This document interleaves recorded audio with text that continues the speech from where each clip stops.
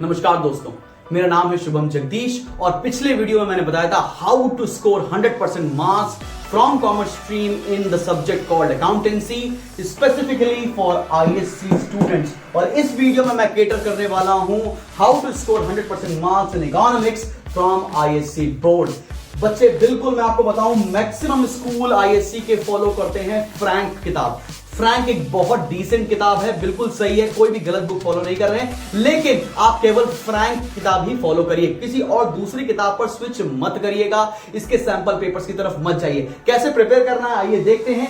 और आपकी इकोनॉमिक्स को दो पार्ट में डिवाइड किया गया है, माइक्रो इकोनॉमिक्स और मैक्रो इकोनॉमिक्स। ठीक है, अभी क्या है, आपकी इकोनॉमिक्स के पेपर का कुछ पैटर्न ये है कि पार्ट 1 में आती है थ्योरी, पार्ट 1 में आती है आपकी थ्योरी। कहने के लिए थ्योरी अब रह गई है, उसमें न्यूमेरिकल्स भी देने लगे हैं। थ्योरी कितने मार्क्स की आएगी? 10 into 2, 10 क्वेश्चन आने वाले हैं 2 नंबर के। फिर उसके बाद आता है आपका पार्ट 2। पार्ट 2 में क्या होता है बच्चे? पार्ट 2 में आपको करने होते हैं 5 क्वेश्चंस आउट ऑफ 8। और यहां पे सबसे बड़ी दिक्कत शुरू होती है, जो कि हम आपको बताएं। दिक्कत यह है कि क्वेश्चंस में आपके कैसे आएंगे? 3 मार्क्स का क्वेश्चन, 3 मार्क्स का क्वेश्चन और 6 मार्क्स का क्वेश्चन। अभी क्या है, ये जो कॉम्बिनेशन बनाते हैं ये बड़ा डिफरेंट है। और आप हो सकता है कि आपने, मान लीजिए आपने माइक्रोइकोनॉमिक्स पढ़ना शुरू किया, आपने डिमांड पढ़ लिया, आपने सप्लाई पढ़ लिया, आपने लॉज ऑफ रिटर्न्स पढ़ लिया, कंज्यूमर इक्विलिब्रियम पढ़ लिया, और आपने कोई मैक्रो से एक चैप्टर छोड़ दिया है। अब क्या करेंगे? कॉम्बिनेशन कैसे बन के आएगा? आपने मान लीजिए डिमांड पढ़ा था, डिमांड आ गया 3 नंबर में, आपने सप्लाई पढ़ा था, सप्लाई आ गया 3 नंबर में, लेकिन 6 नंबर में आ गया है कोई दूसरा चैप्टर, बैलेंस ऑफ पेमेंट मान लो। तब क्या हो जाएगा? वहां पर आपकी सारी परम्यूटेशन कॉम्बिनेशन फेल हो जाते हैं। इसलिए इकोनॉमिक्स में तो चॉइस बिल्कुल ही नहीं है, बिल्कुल नहीं है चॉइस। आपको हर एक चैप्टर बहुत क्लियरली केटर करना पड़ेगा और इंडिविजुअली चैप्टर को समझना पड़ेगा। आप बिल्कुल भी ये मत दिमाग लगाइए कि लास्ट ईयर क्या था कि नेशनल इनकम में 3 क्वेश्चन साथ में आते थे, मनी बैंकिंग 1 यूनिट आती थी, theory of income and employment 1 unit आती थी। तो बच्चों ने क्या कर लिया? 12 नंबर पढ़ लिए, 12 नंबर पढ़ लिए, 12 नंबर पढ़ लिए, तो 36 मार्क्स का तो उन्होंने कॉम्बिनेशन परम्यूटेशन में लगा के पढ़ लिया। लेकिन ऐसा नहीं होगा भाई, हर बार ऐसा नहीं होगा। पेपर का ट्रेंड बहुत चेंज हो रहा है। 100 मार्क्स लाना कॉमर्स स्ट्रीम से बहुत डिफिकल्ट होता जा रहा है, अकाउंटेंसी में भी और इकोनॉमिक्स में तो उससे भी ज्यादा। अभी प्रॉब्लम क्या है, मुझसे बहुत सारे बच्चे आते हैं, मतलब सैकड़ों बच्चे आते हैं, मुझसे ये बोलते हैं सर ऐसा होता है कि मैं तो पढ़ता हूं पर मेरी मैम को मेरी बात समझ में नहीं आती, मेरी मैम तो काट देती है, या मेरे सर ना इकोनॉमिक्स के आंसर काट देते हैं। सर आंसर काट दिए जाएंगे आपके, क्यों काट दिए जाएंगे? बिकॉज जो चेकिंग का पैटर्न है, करेक्शन का पैटर्न है, वो बिल्कुल ऊपर लेवल का है। ऊपर लेवल बोले तो उनको चाहिए वो जो फ्रैंक में लिखा है, जो बुकिश लैंग्वेज है, जो कीवर्ड है, वो चाहिए ही चाहिए। सीबीएसई में मार्किंग आसान है, इकोनॉमिक्स में, आईएससी में बहुत टफ है। ये बात तुमको अपने दिमाग में डालनी पड़ेगी भाई, ठीक है? मार्क्स ऐसे नहीं मिलने वाले।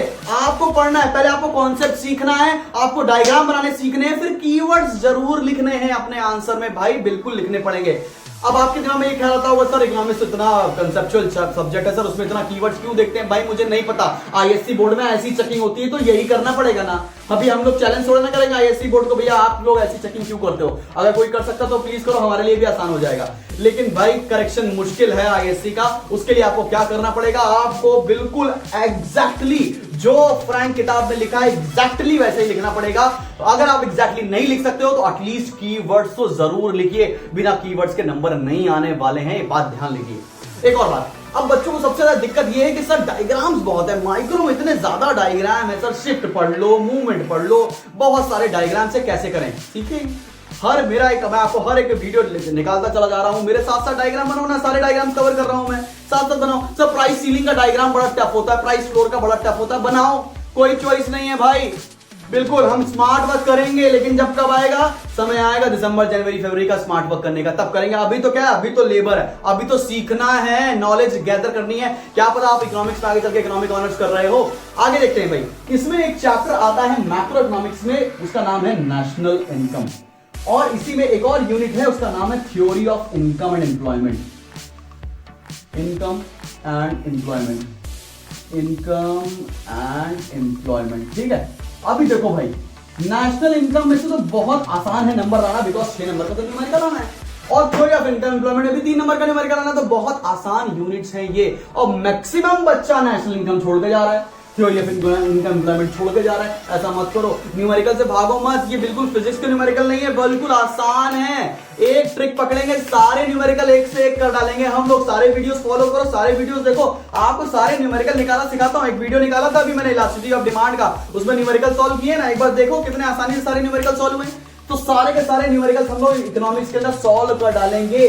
Micro economics is basically for diagrams, macro economics में न्यूमेरिकल का पोर्शन ज्यादा है। ठीक है भाई, तो इंडिविजुअली पढ़ना है चाहे। अब देखिए, अब मैं आपको एक कोडिंग का तरीका बता रहा हूं, आप इकोनॉमिक्स के चैप्टर रिलेट करके पढ़ो। जैसे कि क्या सर, कंज्यूमर इक्विलिब्रियम साथ में पढ़ो, प्रोड्यूसर्स इक्विलिब्रियम साथ में पढ़ो, तो दोनों आपका माइंडसेट तैयार हो जाएगा। एज अ कंज्यूमर इक्विलिब्रियम कब होता है, एज अ प्रोड्यूसर इक्विलिब्रियम कब होता है। इंटर रिलेट करके पढ़ोगे तो आपस में चैप्टर आपके लिए आसान हो जाएंगे, समझना आसान हो जाएगा। बहुत बड़ा सिलेबस है भाई, कैसे याद करके रखोगे पूरा। और जो बच्चे याद करने बैठ गए तो नहीं मैं आज किताब खोलूंगा और फ्रैंक किताब में याद करने लगूंगा, सर मैं याद करूंगा, मैं कोई दवाई खा के याद कर लूंगा, बिल्कुल याद नहीं होने वाले भाई। बड़े चैप्टर हैं, ठीक है। 11 चैप्टर इकोनॉमिक्स में माइक्रो में है, उसके बाद 20 चैप्टर तक है आपका मैक्रो इकोनॉमिक्स। भाई बड़ा मुश्किल है याद करना। इंटर रिलेट करो, एक दूसरे को दूसरे चैप्टर से लिंक करके पढ़ोगे तो आपको तैयार हो जाएगा। जैसे डिमांड और सप्लाई एक तरह से लिंक कर सकते हो। डिमांड क्या होता है, सप्लाई क्या होता है, इलास्टिसिटी ऑफ डिमांड क्या है, इलास्टिसिटी ऑफ सप्लाई क्या है, लिंक कर लिया, पढ़ लिया, बिल्कुल हमको एकदम डीपर अंडरस्टैंडिंग मिल गई चैप्टर की। आप पूछो क्या पूछना है,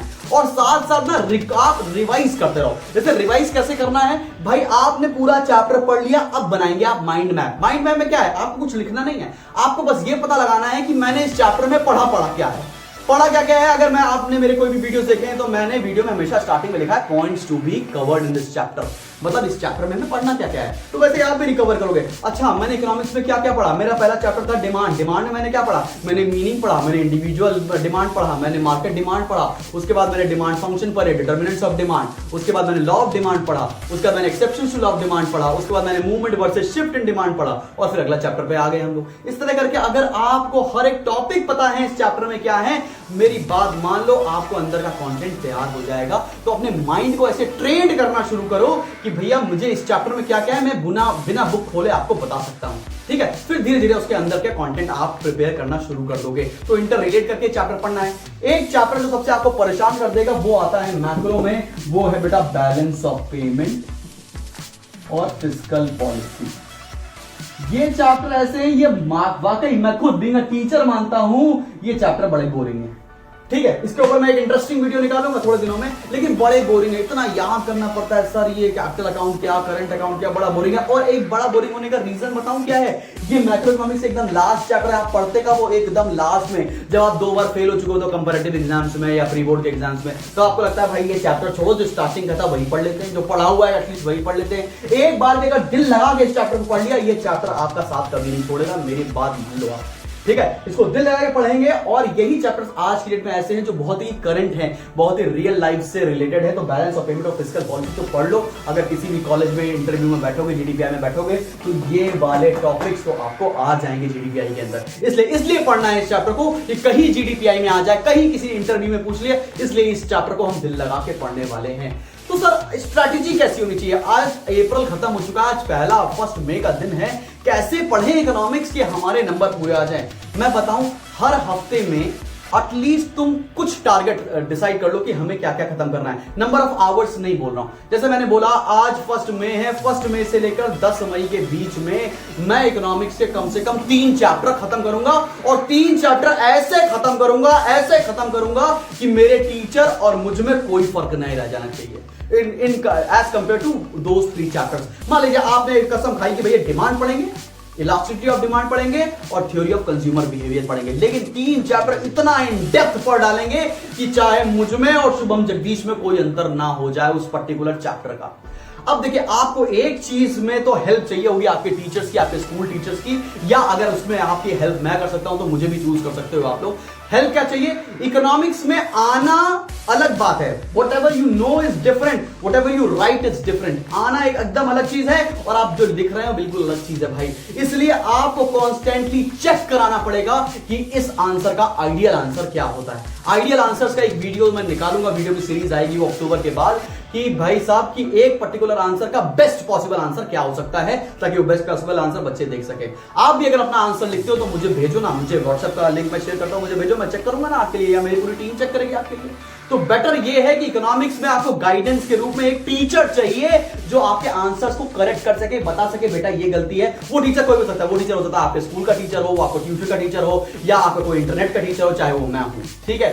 तो आप एक ऐसा टीचर चूज कर लो जिससे जो आपका आंसर करेक्ट कर सके। और दूसरा ये कि भाई साहब मैं एक 10 दिन के टारगेट में 3 चैप्टर पढ़ूंगा, और 3 चैप्टर ऐसा पढ़ूंगा कि मेरे और मेरे टीचर में कोई भी डिफरेंस ना रह जाए pertaining to that particular chapter. जितना नॉलेज गैदर करनी है करेंगे, जो गाइडेंस चाहिए होगी वो मैं दूंगा आपको। मैं वीडियोस अपलोड कर रहा हूं ना आपके लिए, ठीक है भाई। तो ऐसे करके अगर आप इकोनॉमिक्स खत्म करोगे तो मेरे हिसाब से बाय अक्टूबर आपकी इकोनॉमिक्स पूरी खत्म हो जाएगी। पूरी in the sense chapter number 2 से लेकर 1 आपके कोर्स में नहीं है, चैप्टर नंबर 2 से लेकर चैप्टर नंबर 20 तक सब खत्म हो जाने वाला है तब तक, ठीक है भाई। अगले वीडियो में मैं आपको बताने वाला हूं कि how to score 100% marks in commerce, जो कि बहुत ही बोरिंग सब्जेक्ट है मेजॉरिटी ऑफ स्टूडेंट्स के पॉइंट ऑफ व्यू में। Thank you.